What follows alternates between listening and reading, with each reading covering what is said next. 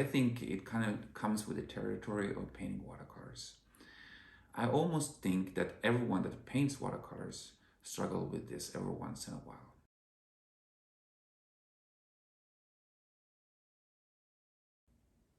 Are you one of those people that just can't stop thinking about watercolors all the time? And let me guess, every once in a while or almost every time when you paint, you have the tendency to overwork your paintings. Well, if that description fits you well, then this video might be perfect for you. If you're new to this channel, my name is koivumaa. I'm a full-time Swedish watercolor artist. And in this video, I'm gonna go to the depth of this horrible disease of overworking. And let's start with the good news. The good news is there is no disease. And the second good news is that you're not alone. There's actually quite a few of you that struggle with this. I think it kind of comes with the territory of painting watercolors. I almost think that everyone that paints watercolors struggle with this every once in a while on their journey. So is there something that you can do about this? Well, I think you can.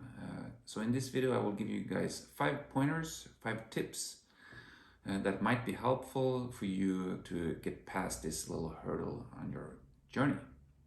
So let's start with the first one. My first tip is actually to make a plan and preferably do it in writing. Because if you have a plan, you might be working with more structure. Because it's quite often, I think, when you're actually overworking is when you get into the painting so much that the logic just flies out through the window. And if you have a plan and you have it in front of you, that might be helpful for you to kind of stop at the right moments and not get carried away while you're painting. So writing down step by step what to do and when to do it, that might be helpful for you in order not to overwork your paintings.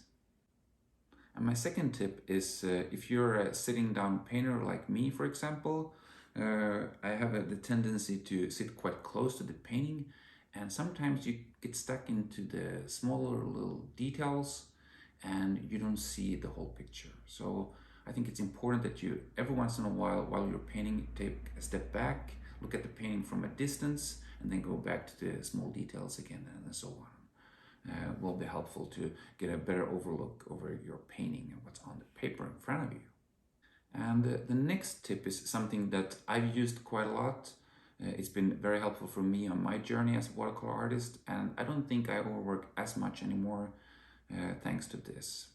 And that is to save the fun stuff, the finer details, all the way until the end of the painting process. And I know it's so easy to say it, but it's really easy to get carried away when you're painting.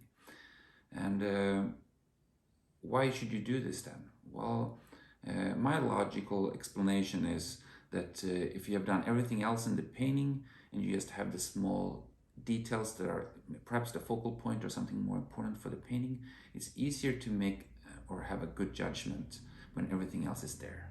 In comparison, if you get carried away and you start with the small details to start off with, then you have nothing to compare with. So it's really hard to know when to stop and how much detail is actually needed in the painting.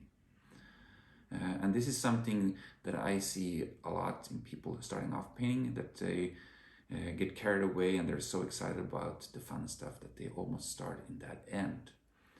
And I did that a lot in the beginning as well. And when I stopped doing that, I don't feel like I overwork as much anymore. So try to hold your enthusiasm back a little bit and have patience and wait until the end. I think that might be helpful for a few of you guys. And now my final tip. So picture this, you have a whole day of painting in front of you and you get to start with the fun stuff.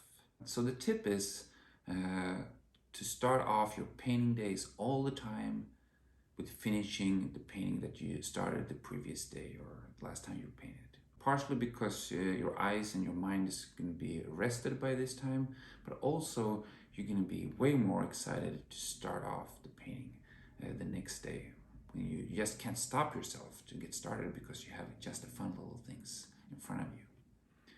So try to change your routine a little bit. Quit early the day before, and then save the fun stuff to the next day. Okay guys, those were all my best 5 tips for me to you on the hot topic of how to avoid overworking. So hopefully we can get past this horrible disease and continue to develop our skills as watercolor artists. If you guys enjoyed this video, don't forget to click the like button, and if you haven't subscribed to my channel yet, please do that as well. And I'll see you in the next one. Bye bye.